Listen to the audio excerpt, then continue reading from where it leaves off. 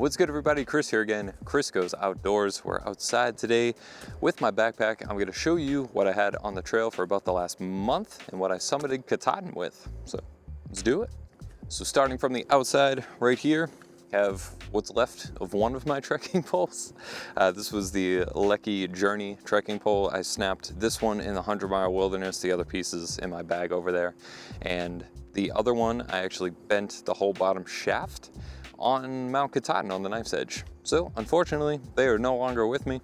The other one I didn't even bring with me because I can't collapse it anymore and it doesn't really fit. It's just like huge, sticks out of the bag. So emailed Lecky, they're supposedly going to replace them. They asked me to mail the parts back to them. So I want to do that and get a new pair. We have 2 water bottles. I actually had 3. So this one I would use for mixed drinks and stuff. This one right here, I would use to filter. I would attach the Sawyer Squeeze filter to this. And the other one was just a smart water bottle that I would drink from. In the shoulder pockets right here, I had a Body Glide. Good stuff right here. You got the chafe, the Body Glide will help.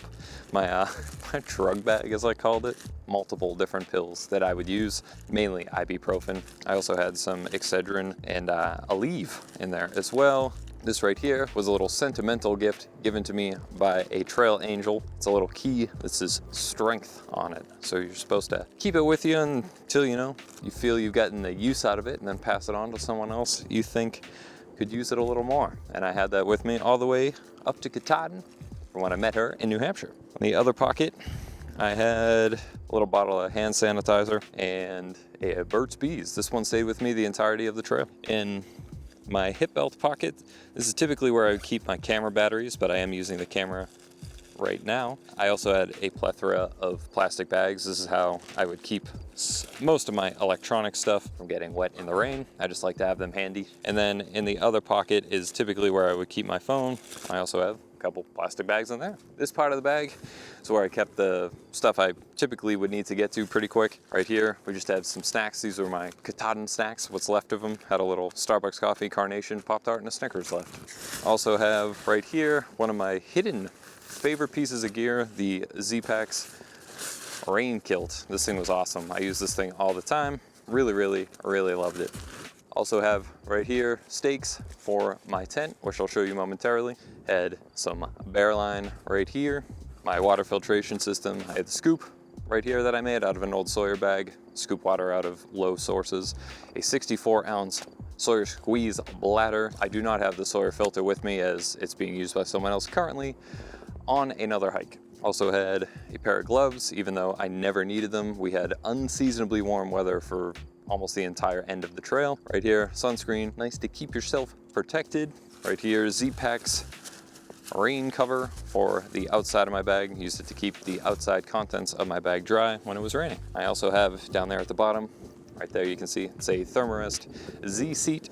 Nice little thing to park your tuchus on when you're sitting on logs and stuff or rocks for a long period of time. Inside of the bag here, I have my Z-Packs Solplex tent. I'm going to do a full review on this piece of gear, but worked really well, even though the bag that holds it has seen some better days.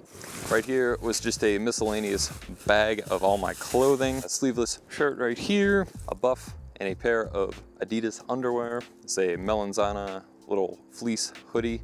I also had my Melanzana sweatshirt with me the whole time. I loved that thing. It's awesome. One of my favorite pieces of gear from the trail. This is made out of the same material. The sweatshirt is at home because I actually wear that all the time. And unfortunately, I forgot it. Nice warm day out today. So my Icebreaker merino wool leggings. Used these mainly to sleep in at night when it got really cold. Near the end at night, 2 pair of my knee-high socks made by Sockwell. And I also had a pair of Darn Tough. These are the hiker, I believe they're ankle length. Had my gaiters. These things were great. Used them with my Ultra running shoes. Bandana right here. These are the little Burke shorts I actually found in a hiker box near the end of the trail. So it was a gift from the hiking gods. And I wore these from Monson through the 100-mile wilderness and on Katahdin. Right here, my little toiletry bag, toothpaste, toothbrush, little thing of soap and deodorant. I did use deodorant out there. I don't really know why. A spoon, which is outside of my food bag for some reason, but whatever. is what it is. This right here is my first aid and repair kit. Nothing changed in here. If you watch my beginning trail videos, it's literally all the exact same stuff. I don't think I used anything in here, ever. Eastern Mountain Sports raincoat. I switched to Raingear a couple times on the hike. Used this for the end. I loved it when I needed it. It did its job. Had nice pit zips and stuff to keep you cool. Worked very well. This is what I kept my clothing in. It's the Z-Packs pillow dry bag. Love this thing. Used it every night to sleep on. As a pillow, obviously, not to actually sleep on it. This right here, Mountain Hardwear Ghost Whisper hooded down jacket. Pretty sure I had this with me the entirety of the trail. Almost positive I did. This is the Z-Packs food bag. I had their whole food bag system. I did not keep the rucksack with me just because it wasn't needed. There's stuff in here. I don't know what it is, but I'm not going to open it because I don't want to find out. So my pot's in here, so I had the same pot. It was a 550 milliliter Tokes. I also had the BRS stove the entirety of the trail. Had no issues with that stove. No issues with the bag either. My thermarest, this is the NeoAir X-Lite regular. This thing worked great. Used it for the entirety of the trail. A lot of people complain about the noise initially with these. I don't know if you can hear, but there's no real noise. Once you start using this, I say after a week, maybe 2, the noise drops substantially. So I was very worried about the noise initially. It will go away.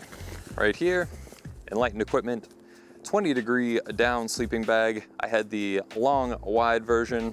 Loved it. Worked perfect for me out there. So, and then last but not least, I had this. So this is just a plastic compactor bag. My actual backpack itself is the Z-Packs Arcall. This thing worked great. I'm gonna do a full review on this great pack. It worked extremely well for me as well. My electronics bag, I'll give you a look inside right here. Had the Black Diamond Revolt headlamp. I had 2 13,000 milliamp hour Anchor batteries. They both had dual USBs, so I could charge 4 things at once. This right here, this is a USB charger for my camera batteries. This is a wall adapter one. I didn't have this. I don't know how it ended up in here. And then I had a lightning cable and USB cables, micro USB for all my micro USB devices. Couple wall chargers. This one right here is a dual USB quick charge wall adapter, and this one right here is a standard but smaller and lighter dual USB wall adapter. And also with me on the trail, it's attached to a tripod right now, but I had at the end, this is a Panasonic G7. I did have a longer lens on it, and the microphone is very similar to the one I'm using on the camera I'm filming on, except this one doesn't have a windscreen on top. It did while I was on the trail. And that right there, folks, is the entirety of what was in my pack at the end of the trail. Hope that was helpful in some way, shape, or form. Some reviews on some of the stuff I used are going to be coming, so keep an eye out for them. If you enjoyed the video, please consider dropping it a like, comment, or subscribe.